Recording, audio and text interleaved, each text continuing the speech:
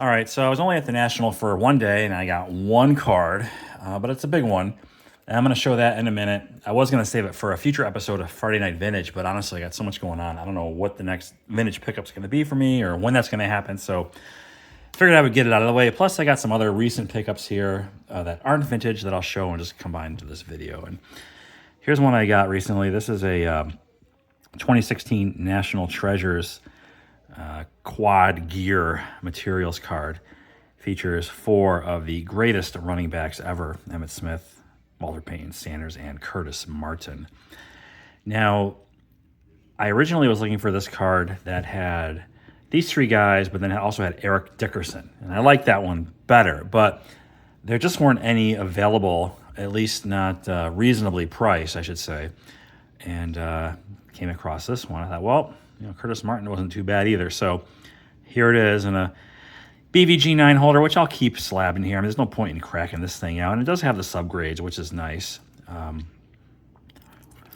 So you could blame my 6-year-old for getting me into buying these types of cards lately, because it's all those pack openings we've been doing with the retro football cards from the 90s. It's got me thinking about other football cards like this. And so here's another one. This is really nice. This is from Flawless, and I think it's 2021. And look at this. 3 of the best quarterbacks from that era, all time for that matter. Manning, Tom Brady.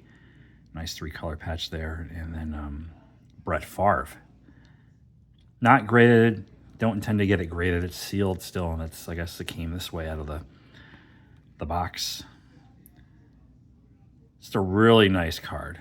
Really digging the multiplayer relic cards, I guess they're called, as evidenced by these couple pickups and the couple that came prior. At least those had autographs. But anyhow, the big pickup for me in the past week at the National was this outstanding RUTH card. And I think I might have mentioned in my recap, I'm glad I passed on the first RUTH that I came across. That was from American Caramel, and you saw that in that video. And instead, I got this one. And this is a 1. And I had to do a double take. I was with Mike and I was with Joe, baseball collector and Silverjackify, and they were like doing this Whitey Ford autograph sort of evaluation. And this was in the case underneath where they were talking about the cards, and I just was drawn to it instantly. I looked at it again. I said, yeah, what's wrong with this thing being a 1?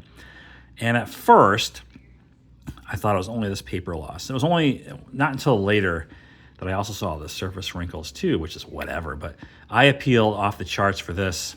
And, I guess I don't think I paid an unreasonable price at all. The guy wouldn't come down more than $100 from his sticker price. But I'll never see this card again, at least looking like this and at that price point. So that's why I grabbed it. And glad I did. Without a doubt. So now I have this one, and I have the other one. So I learned this is actually almost as nearly tough to get as the yellow RUTH. I think I read that on the PSA website. I'm not sure how accurate that is, but the yellow is the hardest, followed closely by the red, and then the green, and then my favorite of the bunch is the full batting pose, the card number 144, I believe. That one has been double printed, I guess. So those are everywhere, relatively speaking. So anyway, so the one big pickup at the National. Things coming up. We're talking about, I don't want to give too much away, but myself, Joe, Josh, rated rookie, and baseball collector are thinking about putting together a epic battle countdown. So we're working on it. I'm trying to work out the logistics right now. And Mike used a cheat code to get in with the Grail collection. And actually, like that joke comes from Josh. It's kind of a funny way to word it, as a cheat code to enter the contest. But anyway, it should be good. And we'll probably, I'm not gonna say any more on it, but that's something that we're kind of working out behind the scenes. Should be epic battle for